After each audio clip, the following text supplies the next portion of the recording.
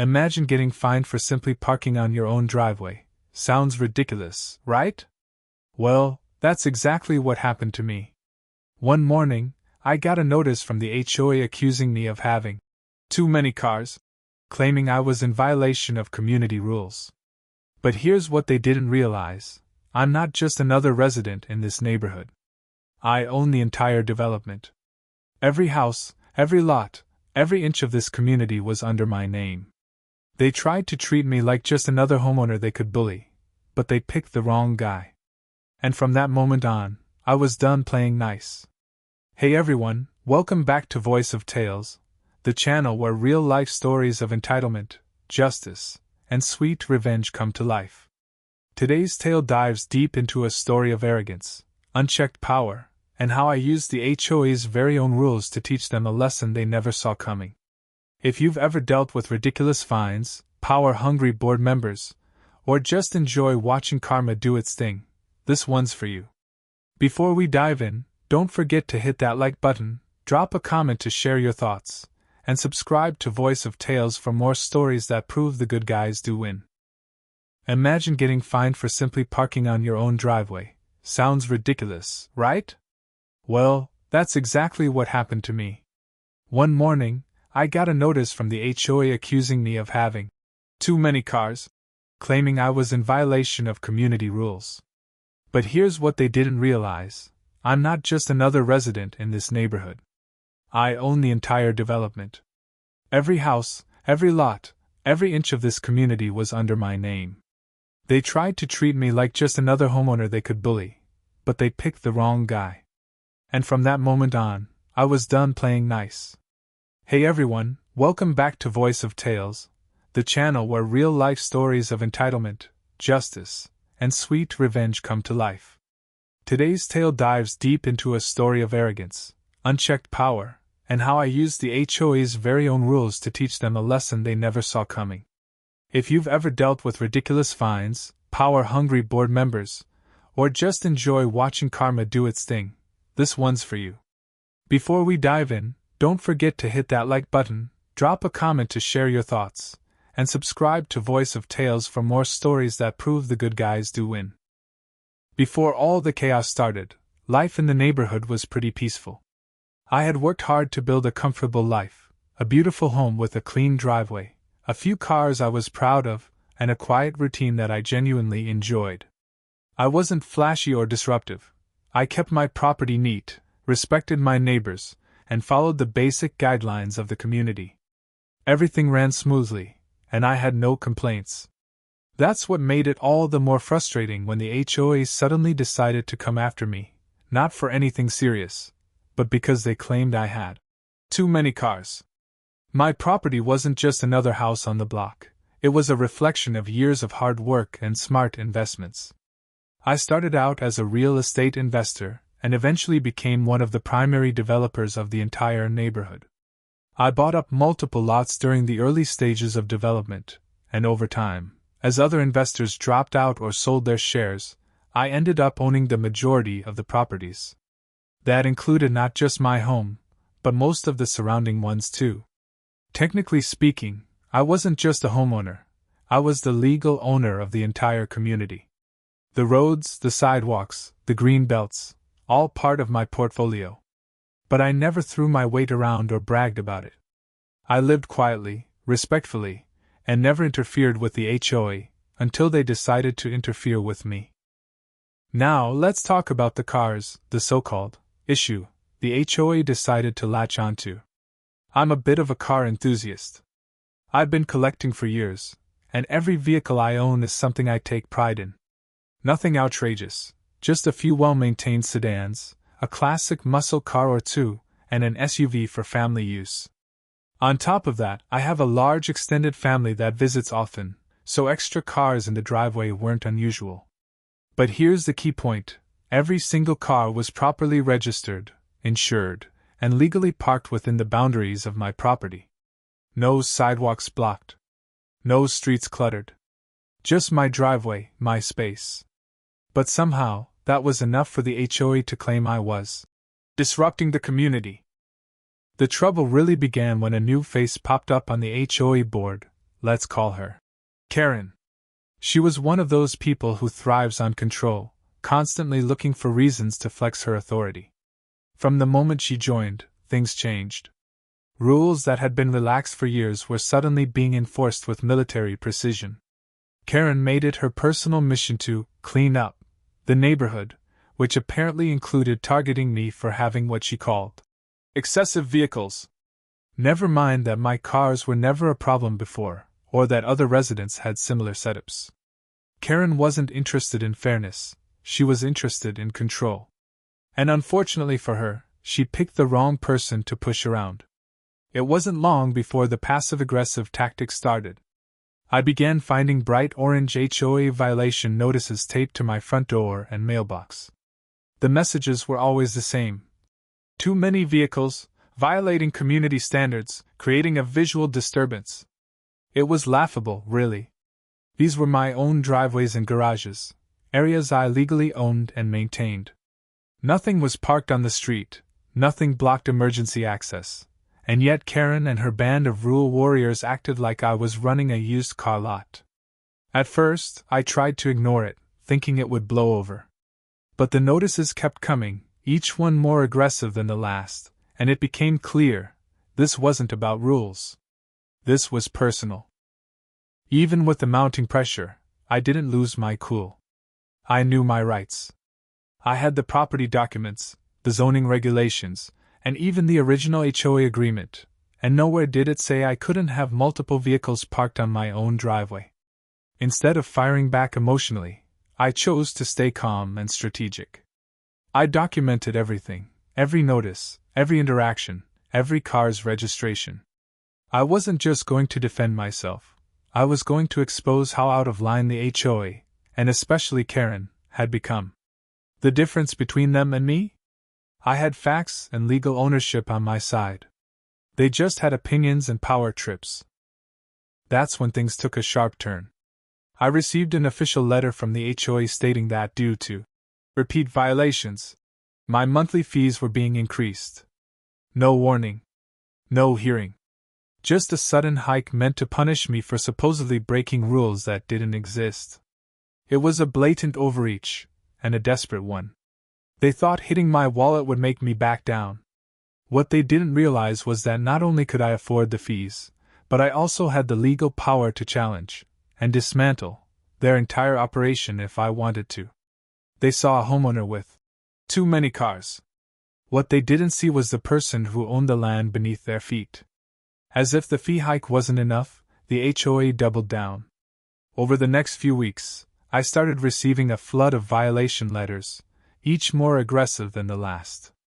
They claimed I was in breach of community standards, that my vehicles were a nuisance, and even went as far as to threaten legal action if I didn't comply. They tossed around intimidating legal jargon, probably hoping I'd panic and cave. But here's the thing, they were bluffing, and I knew it. Every vehicle was legally registered. Every inch of my property was within code. And I had something they didn't expect, full legal documentation proving I was well within my rights. And more than that, I had influence they couldn't begin to comprehend. That was their biggest mistake.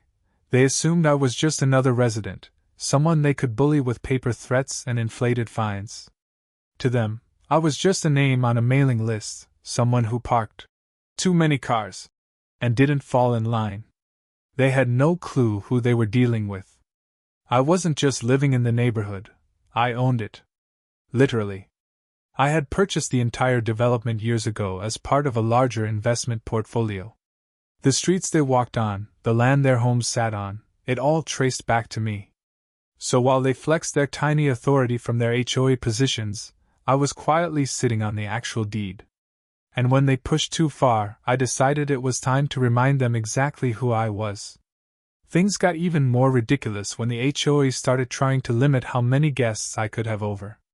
They sent notices warning me about excessive visitor traffic, and claimed it was disrupting the neighborhood's peace, all because a few friends and family members came by during the week. One letter even said I needed to pre-register my guests if they planned to park on the street. It was absurd. I wasn't throwing wild parties or blocking traffic, just living my life like anyone else. But the power trip was in full swing, and the HOA was clearly grasping at anything they could to intimidate me. What they didn't realize was that their petty overreach was only digging their own grave. I wasn't just going to comply. I was going to dismantle their whole approach, one legal move at a time. What the HOA didn't know, or failed to bother researching, was that I'm not just another homeowner in the neighborhood. I'm actually the original investor who helped fund the entire development years ago. I own multiple properties on this block, including the one I live in. Back when this community was being built, I worked closely with the developer, and eventually purchased several lots as part of my long-term investment plan. I've seen this neighborhood grow from empty land into a thriving community. So, when the HOA came after me with threats and fines over my own driveway and guests, they were unknowingly targeting the person who owns a significant portion of the homes they supposedly manage. Here's the part that really blew their minds. The HOA, in all its arrogance, had been operating under land that I still technically held partial control over. See, as part of my investment deal during the neighborhood's development phase, certain parcels of land, including shared spaces and some access easements, remained under a limited partnership I controlled. While the HOA had assumed full jurisdiction, they never realized the legal documents clearly stated that any changes or enforcement actions on those portions required my approval. So all those notices, the fines, the arrogant letters? They were enforcing rules on land they didn't even fully own. And once I reminded them, with documents of course, the entire board was forced to rethink their power trip. And here's the kicker. I wasn't just a silent investor or passive developer. I still held significant voting power in the HOA due to retained ownership of several undeveloped lots and shared land parcels. The board never bothered to check the ownership structure, assuming I was just another resident with too many cars. In reality, I had rights they never imagined, the kind that could override decisions, call emergency meetings, and even remove board members if necessary. Their ignorance became my leverage. While they were busy writing violation letters, I was reviewing the bylaws they clearly hadn't read, and preparing to remind them exactly who owned what in this neighborhood. Then came the moment of truth. I requested a formal meeting with the HOA board, nothing dramatic, just a calm sit-down. I brought the property documents, voting rights certificates, and original development agreements. As I laid the paperwork on the table, you could see the color drain from their faces. The board president, who had been so smug in her warning letters, looked genuinely stunned. One member even whispered, "Wait, you own all of this?" The realization hit them hard. They hadn't just picked a fight with a resident. They'd tried to strong-arm the person who held the foundation of their entire authority. Panic set in, and suddenly, the aggressive tone vanished. After the meeting, I went home and pulled out the HOA bylaws, the same ones they had been quoting in their violation notices. But unlike them, I read every single word carefully. I cross-referenced the clauses with the original land deeds and development agreements. What I found was both hilarious and empowering. Several of the rules they were enforcing had no standing on properties still under developer rights, which I still legally held. In fact, the bylaws explicitly stated that the developer had override privileges in voting matters and could nullify any amendment that interfered with original property usage.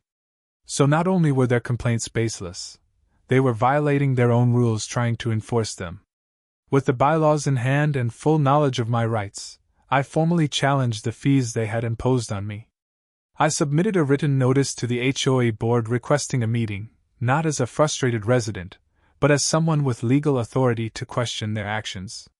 What they didn't expect was that, as the original developer and majority landholder, I had every legal right not only to attend the board meeting, but to preside over it if needed. When I walked into that room, the smug looks quickly faded. I laid out the facts, the illegal fee increases, the baseless violations, the rights I still held under the governing documents. It wasn't just a meeting anymore. It was a reckoning. To ensure everything was airtight and by the book, I didn't walk into that meeting alone. I brought my real estate attorney, someone who had helped draft parts of the original HOA agreement years ago. The moment he introduced himself, the tone in the room shifted. He laid out, in no uncertain terms, how I still held majority control over undeveloped lots, retained voting rights, and had final say in any board policy changes that affected common areas or resident regulations. The board members, especially Karen, went pale. Their smug assumptions had collapsed under the weight of actual legal authority. Suddenly, it wasn't about cars anymore. It was about them realizing they'd been lecturing the owner of the land they governed. With my legal authority clearly established, and the HOA's baseless actions exposed, I decided it was time for real change. At the next official meeting, which, thanks to my voting rights and land ownership, I was fully entitled to run, I called for a board vote. I presented a motion to either dissolve the current HOA entirely or remove the existing members who had been abusing their power. Unsurprisingly, several residents supported the idea once they heard the full story. Many were also fed up with the constant micromanagement and unreasonable fines. In the end, we voted out the board, Karen included. It was poetic justice. The people who thought they could control me were now removed from power by the very structure they once misused. I didn't raise my voice.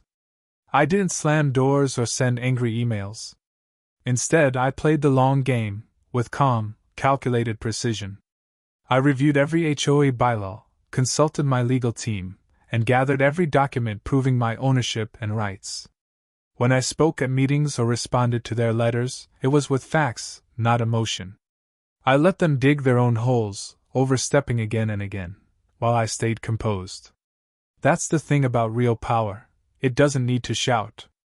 I moved strategically, like a chess player seeing 10 steps ahead. And by the time they realized who they were up against, it was far too late. One by one, the cracks in their control began to show. After the truth of my ownership and voting power surfaced, and after that unforgettable board meeting where I laid everything bare, panic set in. Some board members tried to save face by resigning quietly. Others were formally voted out by a group of residents who finally saw through the HOA's petty power plays. The smugness that once defined their every letter and notice was gone, replaced by silent exits and desperate apologies. The entire structure that Karen and her clique had built on false authority? It crumbled under the weight of actual ownership and the law. Not long after the board shakeup, I received a formal notice. All the fines previously issued against me were cancelled effective immediately. The baseless violation letters? Officially voided. The supposed excess car charges? Wiped clean. Turns out, once the truth about my ownership and rights came to light, there was no legal ground for any of their penalties. It was a quiet admission that they had overstepped, and now, they had no choice but to backpedal. It felt good not just to be cleared, but to know that standing my ground had completely flipped the script. When word spread around the neighborhood that I wasn't just another resident but actually owned a large portion of the community, including some of the land the HOA operated on, the reactions were priceless. Some neighbors were visibly stunned, they had no idea. Others came up to me, smiling, shaking my hand, and thanking me for standing up to the board's nonsense. It was like the fog of fear and fake authority had finally lifted. People started sharing their own stories of unfair treatment, and you could feel the atmosphere shift, from quiet compliance to quiet celebration. For once, the community felt like it belonged to the people who actually lived there, not those trying to control it. Karen, realizing that her self-righteous crusade had completely backfired, scrambled to save face. She started showing up at meetings with a friendlier tone, pretending like she had always meant well. She even went door to door trying to explain herself to the neighbors, painting her actions as concern for the community. But the truth had already made its rounds. Everyone knew she had overstepped, harassed residents, and tried to bully her way into authority she never actually had. The HOA board was no longer listening, and the neighborhood had grown tired of her antics. Her influence vanished overnight, and no amount of backpedaling could undo the damage. Karen had played the wrong game with the wrong person, and now she was left standing alone, in a community that had finally seen through her act. When word spread around the neighborhood that I wasn't just another resident but actually owned a large portion of the community, including some of the land the HOA operated on. The reactions were priceless. Some neighbors were visibly stunned, they had no idea. Others came up to me, smiling, shaking my hand, and thanking me for standing up to the board's nonsense. It was like the fog of fear and fake authority had finally lifted. People started sharing their own stories of unfair treatment, and you could feel the atmosphere shift, from quiet compliance to quiet celebration. For once, the community felt like it belonged to the people who actually lived there, not those trying to control it. Karen, realizing that her self-righteous crusade had completely backfired, scrambled to save face. She started showing up at meetings with a friendlier tone, pretending like she had always meant well. She even went door to door trying to explain herself to the neighbors, painting her actions as concern for the community.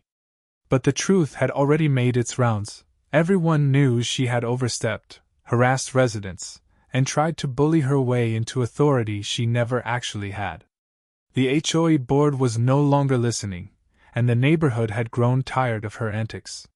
Her influence vanished overnight, and no amount of backpedaling could undo the damage. Karen had played the wrong game with the wrong person, and now she was left standing alone, in a community that had finally seen through her act. With Karen finally out of the picture, peace slowly returned to the neighborhood. The tension that had once hung in the air like a storm cloud lifted. Neighbors who had been cautious or divided began talking again, sharing laughs over fences and waving as they passed by.